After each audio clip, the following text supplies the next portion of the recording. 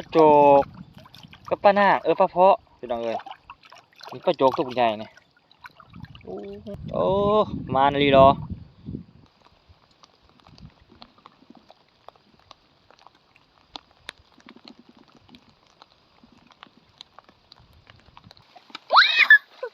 ว้าวมาเครื่องน้อยพี่น้อง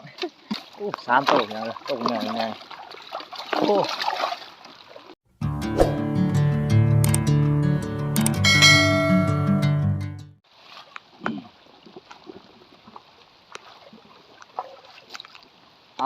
กล่าวทักทายสวัสดีพ่อแม่พี่น้องเมื่อถึงทุกคนพี่น้องเลยสวัสดีตอนเช้าพี่น้องนี่สิพยายามเบ็ดเต่าพี่น้องสิพยายามเบ็ดแล้วก็สิไปไล่เบ็ดเต่าต่อพี่น้องก่อนสิไปพาพี่น้องเบิ่งปลาเขาก่อนพี่น้องอะไรมองคืนนี้เขาได้ปลาหลายขนาดอันเชือกผูกนี่ก็สิเป็นปลาเลยนี่ย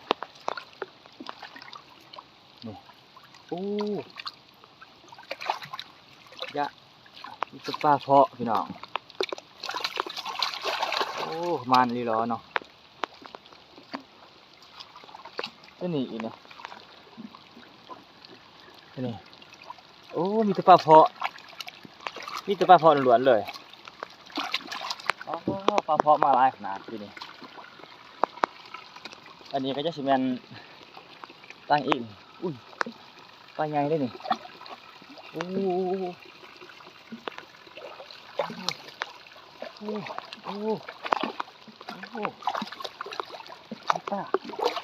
ปลาใหญ่พี่3 ตัวอย่างเลยตัวใหญ่ใหญ่มันลีรอเว้ยลูกสาวกำลังซาเหืออยู่ซาหนังเหือตอนนี้ฝนก็ตกพี่น้องเลยพยายามเบ็ดปูเบ็ดที่ว่าใส่บ้านเนี่ยบัวชิมันที่เก่าอีกบัวว่าย่าว่านนี่ประมาณพี่น้องเลยประมาณพอโตเลย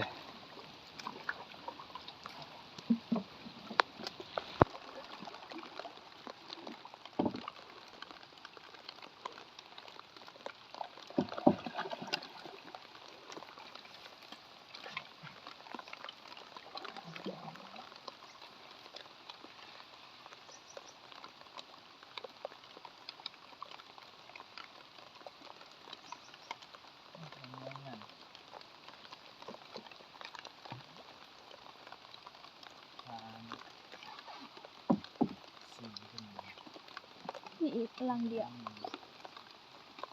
ลุ่มได้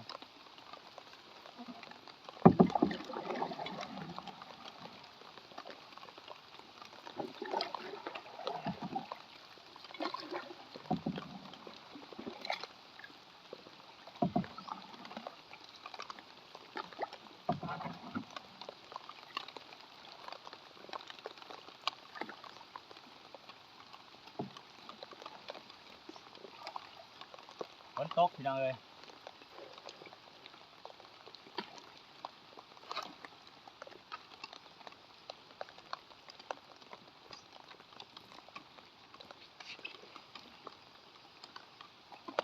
จะซื้อมันเนี่ยปลาดิบก็นะไปอยู่ปลาดิบคือเลยนักใหญ่แล้วนี่ทองแล้วนี่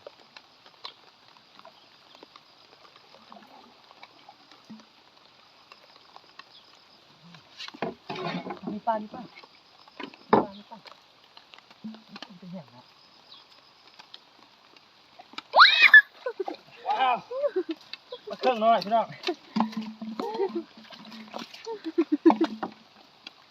ข้าวม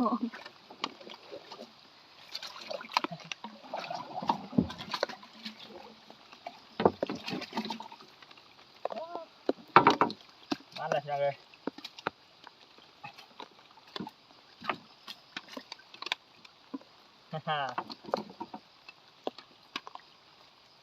จีมันไปดังพอนี่พี่น้องปลาเครื่องป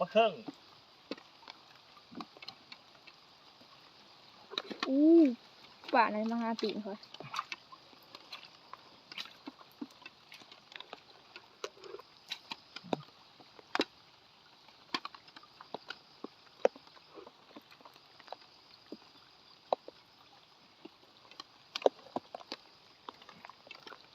มั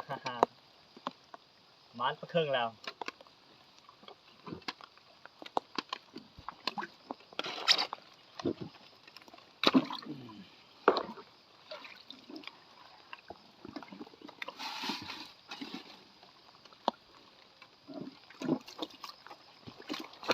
ก็สบู่ดินออกบ่พอก็สบู่ดินออกบ่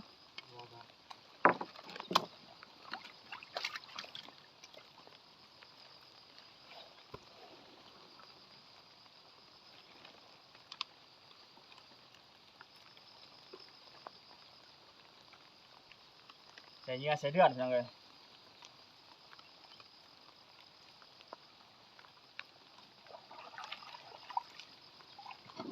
หมดบ่ พยายามเป็นหน่อยต่อไปดิพี่น้องเลย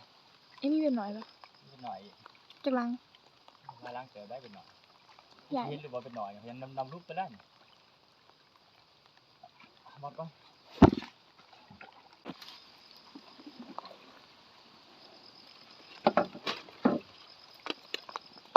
หมดเนี่ย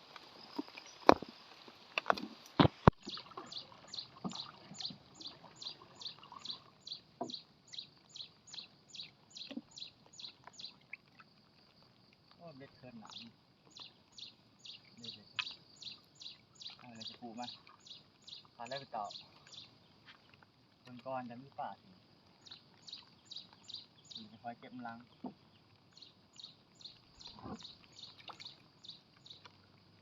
สายหยานบนเนาะ จะบ่เคียง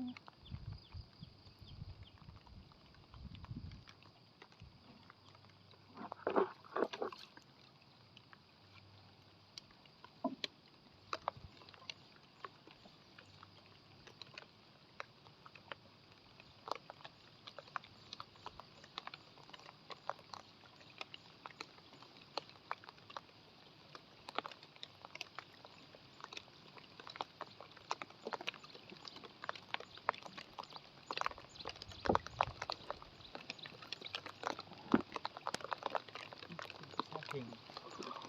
อ่า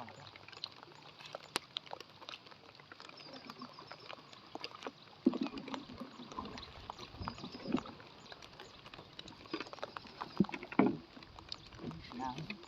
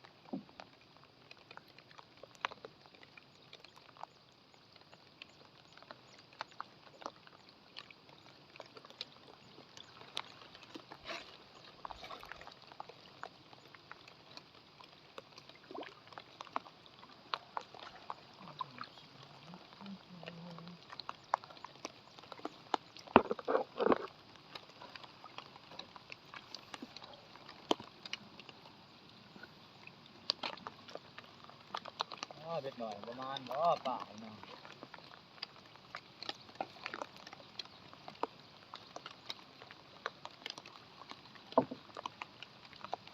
คลองวัดนาคาคลองไปหมด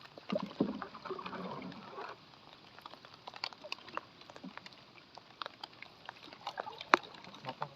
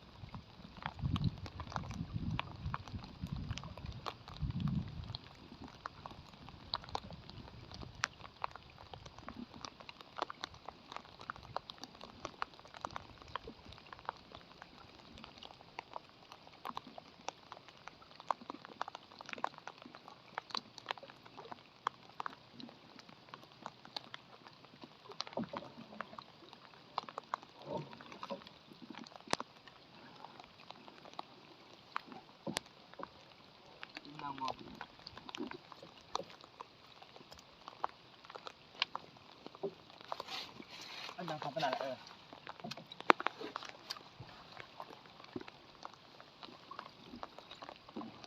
แล้วบ่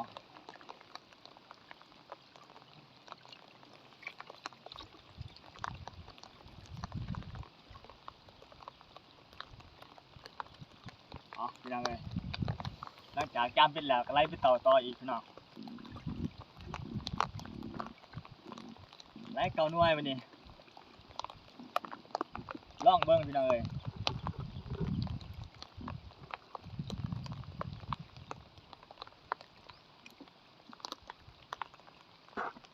สองสาม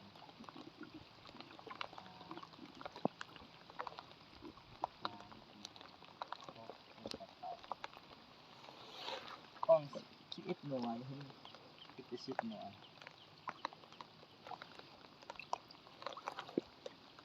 โอ้โหมันไล่ไงกระทำลาย คือได้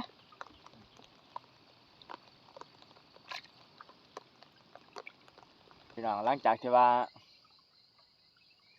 เฮาย่ามเป็ดแล้วพี่น้องย่ามเป็ดแล้วก็มาไล่ไปต่อแต่ว่าเฮาไล่ไปนี่2รองพี่น้องเอ้ยแต่ว่าบ่เห็นปลากินพี่น้องเอ้ยตอนนี้ก็สิได้กลับแล้วพี่น้องแต่ว่าย่ามเบ็ดยังดีแต่มานพี่น้องยังมาน2โตเลยพี่น้องเอ้ยได้ปลาเคิงน้อยปลาเคิงหรือว่าปลากดขังนี่แหละแล้วก็ปลากดตัวนึงเด้พี่น้องถือว่าย่ามเบ็ดรอบเช้านี่ก็มานปลาเคิงน้อยปลาเคิงพี่น้องเอ้ยแล้วมาเบิ่งตัวเบิ่งปรากฏอันนี้ล้างจ้ะนี่อันนั้นก็ปรากฏพี่น้องตอนนี้ใจขาดแล้วนี่ถือว่าได้2 แต้มมื้อนี้มานเตอพี่น้องเอ้ยโอ้ตัวนี้ขึ้นมาป้าใหญ่แล้วมันดึงยึดๆขึ้นมาแต่มันประมาณอยู่3แขน3กิ้วขาพี่น้องเอ้ยประมาณโลนึงประมาณโลปลายนี่แหละตอนนี้แดดกำลังเพิ่มออกแดดแต่พอมาตอนเช้ายามเบ็ดเดี๋ยวฝนตกพี่น้องเอ้ย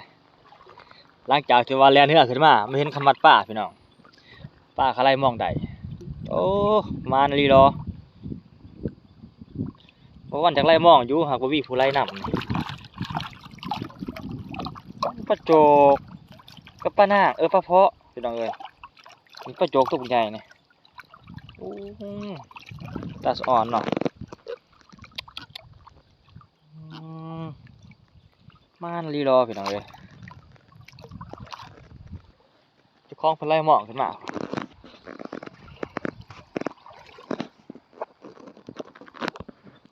พี่น้องเอ้ยหลังจากที่ว่าวันยามเบ็ดรอบเช้าแล้วก็มานปลาครึ่งตัวนึงกับปรากฏพี่น้องเอ้ยจัดไป2 แต้มหลังจากที่ว่ายามเบ็ดแล้วก็ไล่ไปต่อแล้วขึ้นมาเห็นเขาผูกปลาพี่น้องก็เลยมาจอดเบิ่งพี่น้องเอ้ยเขามันขนาดพี่น้องสำหรับที่นี่ก็สิลาท่านผู้ชมไปสนิทก่อนพี่น้องจะได้ก็ฝากเป็นกำลังใจให้เด้อพี่น้องเด้อบ๊ายบายพี่น้อง